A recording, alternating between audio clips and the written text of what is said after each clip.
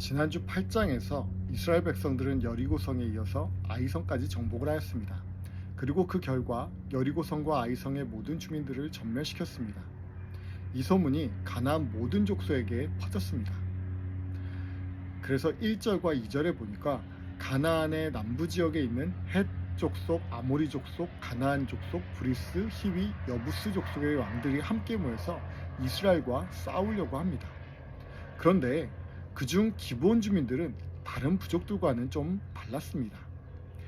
이스라엘이 아이성을 점령했다는 소식을 듣고 먼 나라에서 온 것처럼 꾸미고 여호수아에게 와서 화친을 청합니다. 여호수아는 그들의 꾸며진 행색을 보고 여호와께 묻지도 않고 그들과 조약을 맺습니다.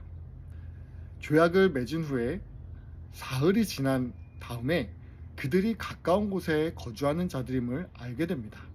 그러나 이미 여호와의 이름으로 맹세하였기 때문에 그들을 치지 못합니다. 여호수아는 이들이 거짓으로 조약을 하였으니 대대로 이스라엘의 종이 되어 하나님의 집을 위해 나무를 패고 물을 깃는 자들이 되어야 한다고 이야기를 합니다. 기브온과 맺은 언약에는 분명히 문제가 있었습니다. 이스라엘 백성들을 속여서 체결한 계약이었기 때문입니다. 그런데 이스라엘 백성들에게도 문제는 있습니다. 출애굽기에 보면 하나님께서 이스라엘 백성들에게 이렇게 말씀을 하셨습니다. 출애굽기 34장 12절과 13절 말씀인데요. 너는 스스로 삼가 내가 들어가는 땅의 주민과 언약을 세우지 말라. 그것이 너희에게 올무가 될까 하노라. 너희는 도리어 그들의 제단을 헐고 그들의 주상을 깨트리고 그들의 아세라상을 찍을지어다 라고 말씀합니다. 그런데 오늘 본문에서는 보면 이스라엘이 기브온과 언약을 맺어버린 것입니다. 그러니 이스라엘 백성들이 얼마나 긴장을 했겠습니까? 하나님께서 이미 이전에 이방인과는 언약을 하지 말라고 말씀하셨는데 이를 어긴 것입니다. 이번에도 하나님의 말씀에 불순종을 한 것입니다.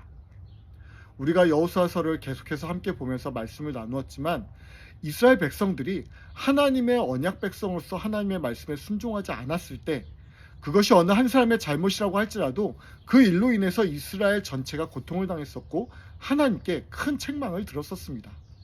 또한 지난주에 봤었던 것처럼 에발산과 그리심산에서 외쳤던 율법을 한마디로 요약하자면 하나님의 말씀에 순종하면 축복받고 불순종하면 저주를 받는다는 내용을 선포하였었습니다.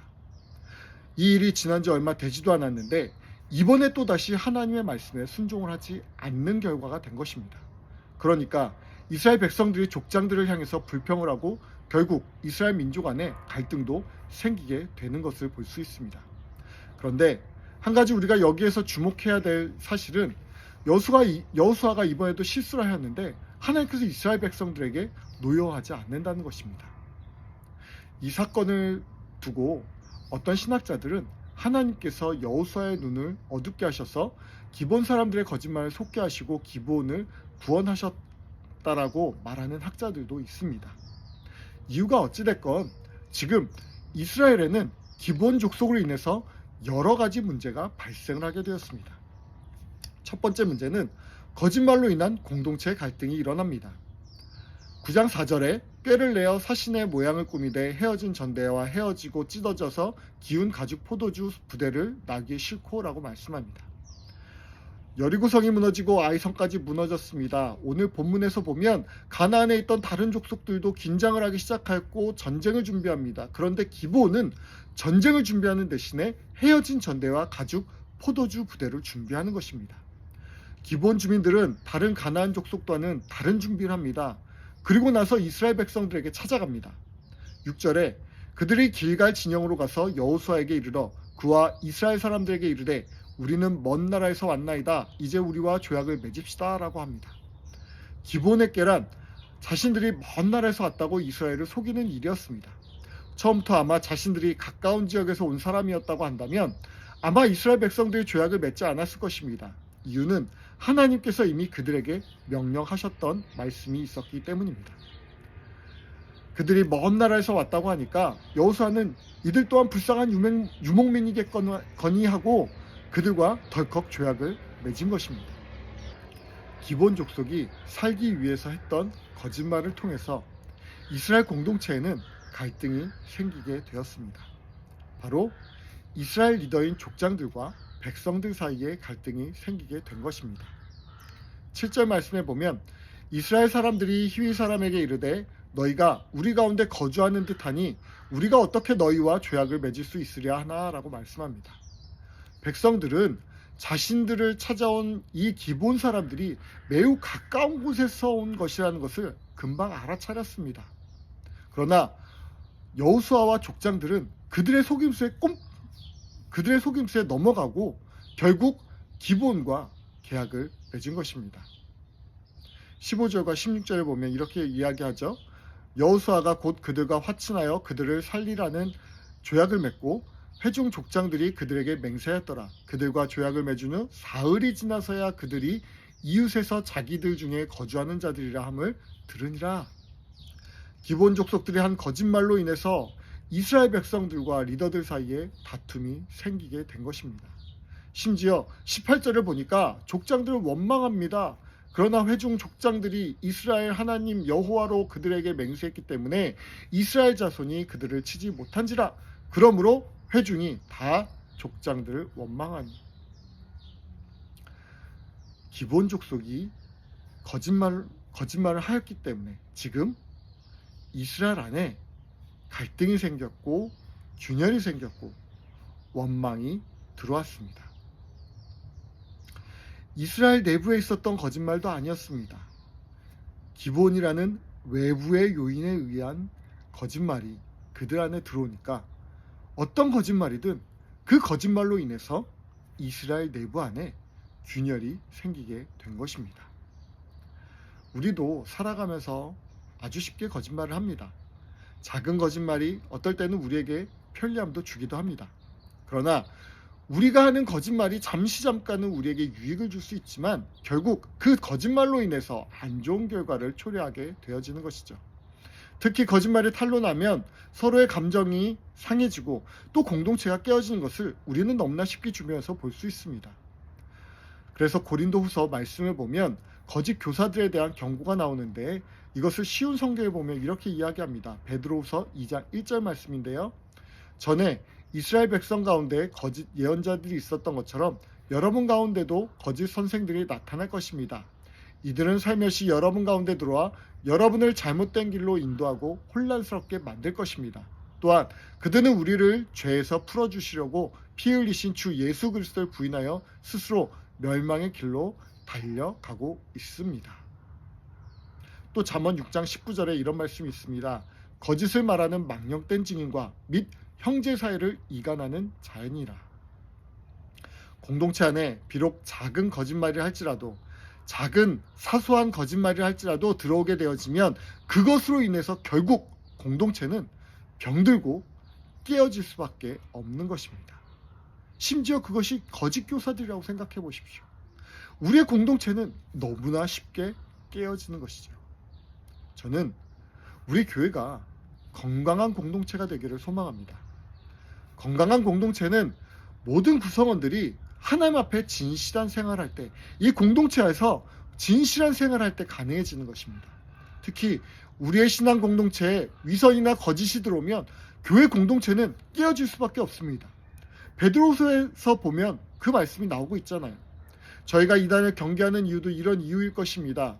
거짓된 말로 공동체를 흔들고 사람들을 미혹해 함으로써 건강한 공동체를 병들게 만들고 깨어지게 만들고 무너지게 만드는 것이죠. 우리 주님께서 우리에게 요구하시는 것은 우리가 공동체 안에서 정직히 행하고 그 일로 한몸 공동체를 온전히 이루는 것입니다. 에베소서 4장 25절부터 27절에 이런 말씀이 있습니다. 그런즉 거짓을 버리고 각각 그 이웃과 더불어 참된 것을 말하라. 이는 우리가 서로 지체가 됨이라. 분을 내어도 죄를 짓지 말며 해가 지도록 분을 품지 말고 마귀에게 틈을 주지 말라. 사랑하는 성도 여러분, 우리 안에 있는 기본 족속과 같은 거짓의 영을 제할 수 있기를 바랍니다. 그래서 우리 공동체가 언제나 건강한 공동체, 그리스도의 온전한 몸을 이루는 공동체가 되어지기를 예수님의 이름으로 축원드립니다. 두 번째 문제는 이스라엘이 기본과 계약을 체결하는 과정에서 하나님께 묻지 않았다는 것입니다. 오늘 본문 14절, 15절 말씀입니다. 무리가 그들의 양식을 취하고 어떻게 할지를 여호와께 묻지 아니하고 여호수아가 곧 그들과 화친하여 그들을 살리려는 조약을 맺고 회중 족장들이 그들에게 맹세하였더라. 여호수아는 1차 아이성에서의 전투에서 하나님께 묻지 않았던 결과로 인해서 아이성 전투에서 패배한 경험이 있습니다. 그런데 오늘 또 이런 실수를 하고 있는 것입니다. 인간은 만강의 동물이라고 했었는데 참 여호수아도 어지간히 잘 잊어버리는 사람 같습니다. 아니, 잊어버릴 것이 따로 있지. 어떻게 그렇게 중요한 말씀, 중요한 경험들을 잊어버릴 수 있습니까? 그런데 또 살펴보면 우리도 마찬가지인 것 같습니다. 우리도 여호수아처럼 정말 중요한 일이었는데 그것도 쉽게 잊고 까먹고 또 그래서 반복적인 실수를 할 때가 우리 가운데 너무나 많이 있지 않습니까? 여호수아도 우리와 같은 연약한 사람에 불과합니다. 그러니까 이렇게 빨리 이렇게 쉽게 하나님의 약속, 하나님의 말씀을 잊어버리지 않았을까요? 만약에 여호수아가 기본 사람들이 찾아왔을 때 먼저 하나님께 물었다고 한다면 기본 사람들의 속임수에 그렇게 쉽게 넘어가지는 않았을 수도 있습니다. 이유가 어찌됐건 여호수아 족장들이 하나님께 묻지 않았다는 것은 그들이 또 한 번의 실수를 저지른 것임을 성경 기자는 우리에게 말해주고 있습니다. 이 실수로 인해서 결국 이스라엘은 또다시 공경에 처하게 됩니다. 바로 이방 민족과 어울려 살아가야 하는 것입니다. 그렇다면 왜 이스라엘 민족이 이토록 이방인과 어울려 사는 것이 어려운 일일까? 왜 하나님께서는 이방인과 어울려 살지 말라고 말씀하셨을까? 이것이 왜 이스라엘 백성에게 재앙이 되어졌을까? 이유는 바로 그들에게 있었던 우상들이 이방 민족들을 통해서 이스라엘 가운데 퍼지는 것을 막기 위해서였습니다. 그래서 이방 민족과는 언약을 체결하지 말라고 명령하셨는데 하나님께 묻지도 않고 덜컥 언약을 체결한 것입니다. 이 일로 인해서 결국 이스라엘 안에 우상이 들어옵니다. 요즘에 저희가 아침마다 열왕기하 말씀을 묵상하고 있는데 가나안에 남아있던 그 우상들이 열왕기 시대까지 이스라엘을 넘어뜨리고 있는 것을 우리가 보고 있지 않습니까? 그러므로 사랑하는 성도 여러분, 날마다 주님의 음성만을 따라가시길 바랍니다. 그리고 모든 것을 주님께 내어 맡길 수 있기를 바랍니다. 시편 37편 5절에 이런 말씀 있죠. 내 길을 여호와께 맡기라. 그를 의지하면 그가 이루시겠다. 베드로전서 5장 7절에도 이렇게 말씀합니다. 너희 염려를 주께 맡기라. 이는 그가 너희를 돌보심이라. 우리가 스스로 무엇인가를 하려고 할 때 우리는 실패할 확률이 너무나 큽니다. 그러나 모든 것을 하나님께 맡기고 그분의 음성을 따라 날마다 나아가려고 한다면 모든 것을 하나님께서 책임져 주시고 우리를 돌봐 주실 줄 믿습니다. 세 번째 문제는 문제 해결을 하나님의 방법이 아닌 인간의 방법으로 해결하려고 했다는 것입니다. 이스라엘 사람들이 이제 문제가 생겼는데 그 문제를 하나님께 가지고 나아가지 않아요. 단지 그들 스스로 방법을 찾고 그들 스스로 그 문제를 해결하려고 하는 것을 우리는 오늘 본문에서 볼 수가 있습니다. 여호수아서 9장 18절, 19절인데요. 이 말씀을 다시 한번 보겠습니다. 그러나 회중 족장들이 이스라엘의 하나님 여호와로 그들에게 맹세했기 때문에 이스라엘 자손이 그들을 치지 못한지라. 그러므로 회중이 다 족장들을 원망하니 모든 족장이 온 회중에게 이르되 우리가 이스라엘의 하나님 여호와로 그들에게 맹세하였은즉 이제 그들을 건드리지 못하리라. 오늘의 법으로 보자면 사기에 의한 계약이기 때문에 계약을 취소할 수 있었습니다. 그러나 하나님과의 언약이나 하나님의 이름 앞에서 맹세한 일을 함부로 깰 수 없는 것이 그 당시의 율법이었습니다. 그렇기 때문에 자신들이 속아서 한 계약이라고 할지라도 이제는 파기할 수 없게 된 것입니다. 결국 이스라엘 백성들은 기브온과 체결한 계약을 이행하기 위해서 한 가지 방법을 생각해냅니다. 그게 21절인데요. 온 회중을 위하여 나무를 패며 물기 있는 자가 되라고 말하고 있는 것입니다. 자신들의 노예로 삼겠다는 겁니다. 그래서 자신들이 애굽 백성의 노예로 살면서 했던 일들을 이제 기본 사람들에게 지우려고 하는 것입니다. 심지어 18절에 보니까 그들을 죽이려고까지 하는 것을 볼 수 있습니다. 또 26절에서도 그런 말씀이 나오죠. 그들을 죽이려고 했는데 여호수아가 그들을 죽이지 못하게 막는 장면이 나옵니다. 이런 반복들을 보면 지극히 인간적인 방법이라는 것을 우리가 알 수 있습니다. 이것은 결코 하나님께서 원하시는 방법이 아닙니다. 아무리 불합리하고 억울한 상황이라 할지라도 하나님이 원하시는 방법은 하나님의 뜻대로 하나님의 말씀에 순종을 하는 것입니다. 여러분들은 어떻습니까? 문제가 생겼을 때 먼저 하나님께 물으시나요?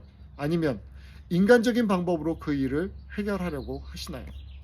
아마 믿지 않는 사람들은 인간적인 방법을 택할 것입니다. 정 답답하면 점쟁이를 찾아가거나 할 것입니다. 그러나 믿는 사람들은 먼저 하나님께 물어야 합니다. 하나님의 방법이 무엇인지 우리는 찾아야 합니다. 하나님께서 원하신 방법이 무엇인지 하나님께 지혜를 구해야 하는 것입니다. 그러면 하나님께서 우리에게 방법을 가르쳐 주십니다. 그것이 우리에게는 해결점이 되어지는데 악을 선으로, 실수를 은혜로 바꾸어 주신다는 것입니다. 창세기에 보면 요셉이라는 인물이 나오죠. 요셉은 야곱의 12명 중 11번째 아들이었고 야곱이 사랑하는 아들이었습니다. 그런데 다른 형제들의 질투를 받아서 애굽의 노예로 팔려갑니다. 형제들이 애굽에게 악을 행한 것입니다. 그러나 결과적으로 요셉은 후에 애굽의 총리가 되어서 하나님께서 그를 통해서 야곱의 가족들을 구원하시는 장면을 우리는 볼 수 있습니다. 그런데 그 과정에서 요셉의 형제들은 자신들이 요셉에게 했던 잘못으로 인해서 죽을까봐 겁을 먹습니다. 요셉의 형제들은 요셉을 노예상에 팔 때에도 인간적인 방법을 알고 또 요셉이 애굽의 총리가 되었다는 사실을 알고도 이들은 인간적인 방법으로 그것을 해결하려고 했었습니다. 그러나 요셉은 달랐습니다. 자신의 형제들에게 이렇게 말을 하는 것입니다. 창세기 50장 19절부터 21절 말씀을 보니까 요셉이 그들에게 이르되 두려워하지 마소서 내가 하나님을 대신하리까 당신들은 나를 해하라 하였으나 하나님은 그것을 선으로 바꾸사 오늘과 같이 많은 백성의 생명을 구원하게 하시려 하셨나니 당신들은 두려워하지 마소서 내가 당신들과 당신들의 자녀를 기르리이다 하고 그들을 간곡한 말로 위로하였더라 라고 말씀합니다. 이것이 하나님께서 악을 선으로 바꾸시는 방법입니다. 실수를 은혜로 바꾸시는 것입니다. 오늘 본문에서 나오는 여호수아의 실수 또한 하나님께서 선으로 바꾸어 주십니다. 본문 22절, 23절 말씀입니다. 여호수아가 그들을 불러다가 말하여 이르되 너희가 우리 가운데 거주하면서 어찌하여 심히 먼 곳에서 왔다고 하여 우리를 속였느냐. 그러므로 너희가 저주를 받나니 너희가 대를 이어 종이 되어 다 내 하나님의 집을 위하여 나무를 패며 물을 기는 자가 되리라 하니. 기본의 거짓말과 하나님께 묻지 않고 섣불리 체결한 계약으로 인해서 공동체 갈등이 생겼습니다. 그래서 이스라엘 백성들이 인간적인 방법으로 그들을 자신들의 노예로 삼으려고 했었습니다. 그러나 여호수아는 하나님께서 주시는 지혜로 이 문제를 해결합니다. 바로 그들이 하나님의 집을 섬긴 자가 되게 하는 것입니다. 세상 사람들은 인간적인 방법 문제를 해결하려 하지만 하나님의 사람은 하나님의 방법으로 문제를 해결하는 것입니다. 우리가 오늘 본문에서 배워야 할 점이 바로 이것입니다. 우리가 살아가면서 죄를 범하지 않거나 실수를 하지 않을 수 있다면 얼마나 좋겠습니까? 그러나 우리는 날마다 살아가면서 매일 실수하고 매일 넘어집니다. 이것이 우리의 실상입니다. 성경에 나오는 위대한 사람들도 날마다 실수하였고 날마다 넘어졌습니다. 그렇다고 해서 우리가 이미 저지른 이 실수를 지우개 지우듯이 쉽게 지울 수 있을까요? 그렇지 않죠. 인간적인 방법으로 우리가 실수를 해결하려고 할 때 오늘 기본과 같이 또 다른 문제만 만들기 마련입니다. 완전한 해결 방법은 오직 하나님밖에 없습니다. 하나님의 사람은 인간의 불완전한 방법이 아닌 하나님의 방법으로 모든 문제를 해결하고 모든 실수 또한 해결을 해야 합니다. 로마서 8장에 보면 이런 말씀이 있습니다. 8장 28절을 보니까 우리가 알거니와 하나님을 사랑하는 자 곧 그의 뜻대로 부르심을 입은 자들에게는 모든 것이 합력하여 선을 이루느니라. 우리가 바꾸는 것이 아니라 우리를 통하여 하나님께서 바꾸시는 것이고, 우리가 하는 것이 아니라 하나님께서 우리의 모든 실수를 통해서 합력하여 선을 이루게 하시는 것입니다. 하나님께서는 악을 선으로, 실수를 은혜로 바꾸시는 분임을 잊지 마시기 바랍니다. 이 하나님의 은혜로 오늘도 모든 일에 인간의 방법이 아닌 하나님의 방법으로 해결함으로써 하나님께 영광 돌리며 살아갈 수 있는 저와 여러분이 되어지기를 예수님의 이름으로 축원드립니다.